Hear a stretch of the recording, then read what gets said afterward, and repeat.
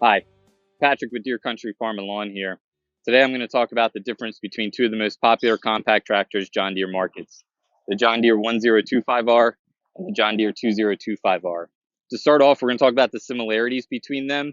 They tend to always be in the final conversation for people together because of how much alike they are. So let's talk about the things that overlap, okay? First thing to point out is implements, okay?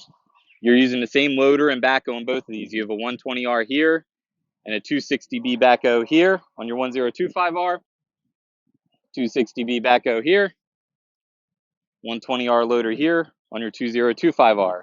So a lot of the same attachments. I don't have mower decks on these two here I'm showing you, but they actually take the same size mower decks. They're slightly different, but from a usability standpoint, they both offer a 54 and a 60-inch mower deck option.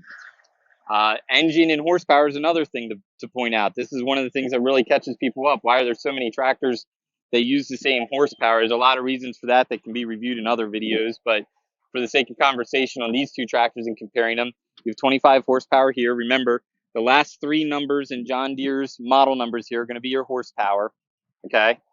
And over here, the same, 25 horsepower. Underneath the hood, they're actually the same engine as well. So a lot of similarities there that from a production and output standpoint, you know, same horsepower, same loader, same backhoe, a lot of similarities that are going to impact your experience with the tractor. So let's hone in now on what some of the differences are so that you can figure out which one applies to your property and your needs the most. Let's start with weight, okay? I'm going to talk about bare tractor here, no loaders and backhoes, just bare tractor so that we're doing apples to apples and whatever your consideration is. Over here on the 2025R, you're looking at about 1,660 pounds according to John Deere spec sheet. Over here on the 1025R, you've got about 1,400 pounds. So rough numbers, you got about 250-pound difference between these. It doesn't sound like a lot of weight difference when you're talking about a big piece of equipment like this. It's actually about 15%. That's significant percentage difference here. Why does that weight matter? Traction. It's more gravity pulling down on it, to put it simply. When tractors are effective, it takes two of the biggest factors on it being effective are horsepower and weight. So you have the same horsepower, but a much heavier tractor, this is actually going to be more effective in some conditions. So make sure you factor that in. If you need more traction, the 2025R is going to give it to you. Another thing that's going to impact traction and the 2025R is going to have an advantage on is tire size. So real obvious here is you zoom out and look, much larger tire here versus here. Put simply, it's more rubber on the road. Okay, so if you've got hillside or a driveway that you need traction for snow removal on or whatnot, the larger tire size a lot of times is a big reason that people would choose a 2025R over a 1025R. There's also different tire options. They both offer turf tires, and that's what they're equipped with here today. They both offer what's called an R4, an industrial tire with like the wide 1-inch pleats. But the 2025R also offers a radial turf tire, very unique John Deere offering that is not available over on the 1025R. Sometimes that is an impact on people choosing this as well. While we're talking about tires, one of the other measurements that can impact hillside performance and stability is the length of the machine. Okay, so what I did was I measured from right here where the tire hits the ground to right here where the tire hits the ground on both tractors. And you're looking at about a 10-inch longer tractor here in the 2025R. You got about 65 inches over there, 75 inches here roughly.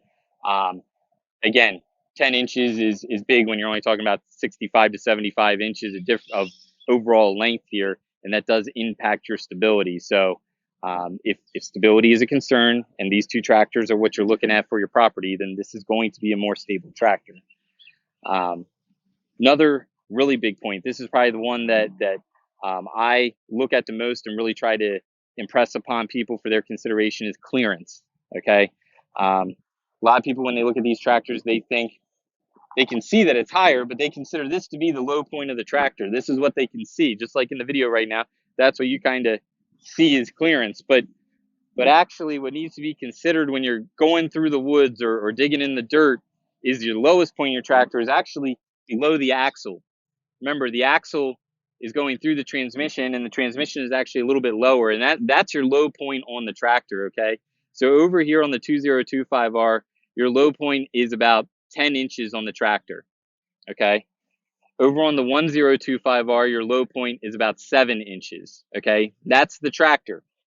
Now, the way we have them equipped here with the backhoe, the backhoe connecting parts actually come down a little bit lower. So over here on the 2025R, your low point, if you can see it right down there a little, your low point on both of these is going to be where the backhoe attaches to the tractor at about 8 inches on this and about 5 inches over on the 1025R. Okay. That is really important. A lot of people are using these in the woods or taking them in rougher terrain.